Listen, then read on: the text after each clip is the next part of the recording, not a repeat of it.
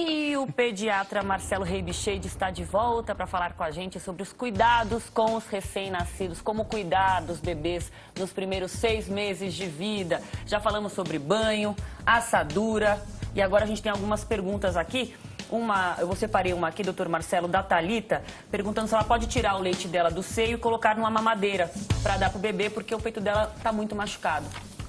Pode, Thalita, não tem problema nenhum. Na verdade, você só tem que tomar alguns cuidados. Primeiro, fazer uma boa higiene da tua mão, lavar bem a mão e lavar a própria mama. Então, a mama você vai lavar com sabonete, o mamilo você passa o teu próprio leite, que já vai ter esse cuidado.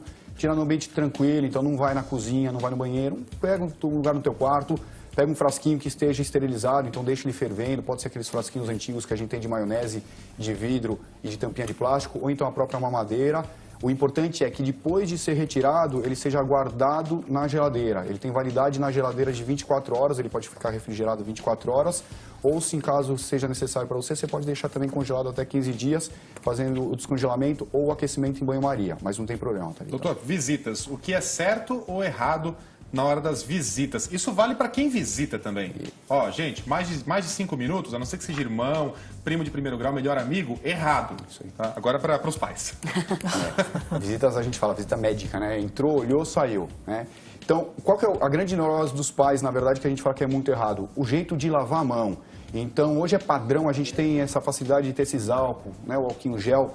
E a gente fica pedindo, passa o álcool gel, passa o álcool gel, passa o álcool gel. Passar álcool gel na mão é errado. Então, quando você for pegar uma criança, um bebê no colo, na minha opinião, a visita não deve pegar, ela vai ver com os olhos, não precisa pegar.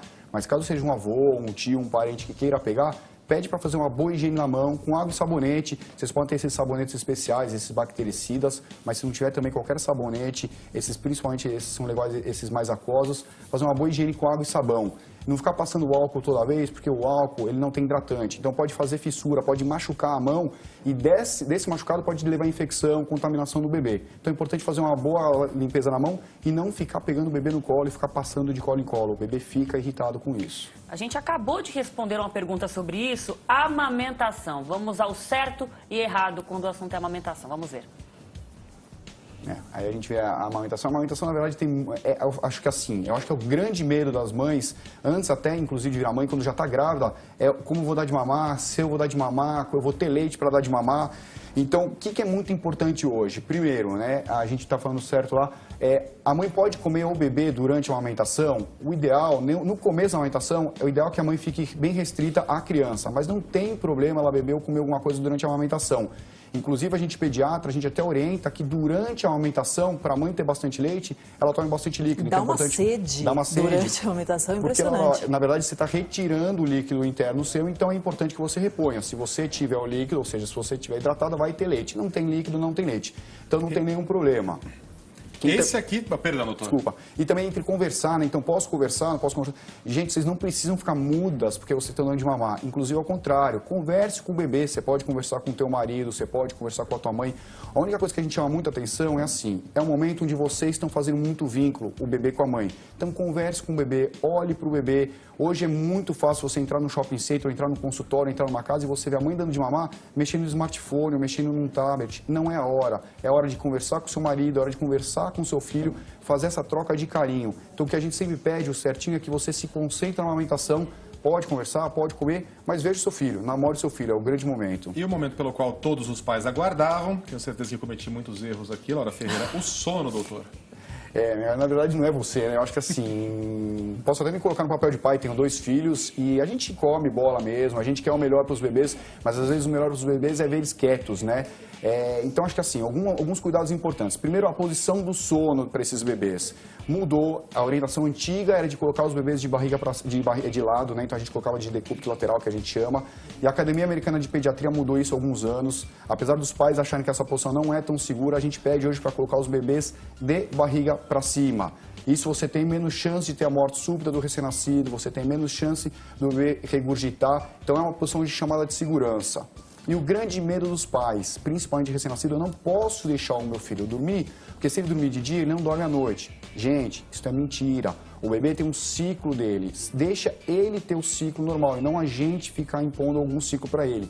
Então, se ele quiser dormir durante o dia, deixa ele dormir. Dormir durante o dia não quer dizer que não vá dormir à noite. Ou isso acontece com nós, que somos adultos. Um bebê, ele está nessa fase de maturação, ele vai fazer toda a maturidade do cérebro. E para isso ele precisa dormir. Então, se ele quiser dormir, deixe ele dormir. Ele também vai dormir à noite. O que vocês têm que entender é propiciar para ele, ou seja, faça o dia dele ser um dia normal. Então, durante o dia, deixa ele fora do berço, deixa a luz acesa, converse normal com o seu marido, ligue no telefone celular, não precisa ficar mudo, falando baixinho porque ele está dormindo. Agora, é errado acordar para amamentar?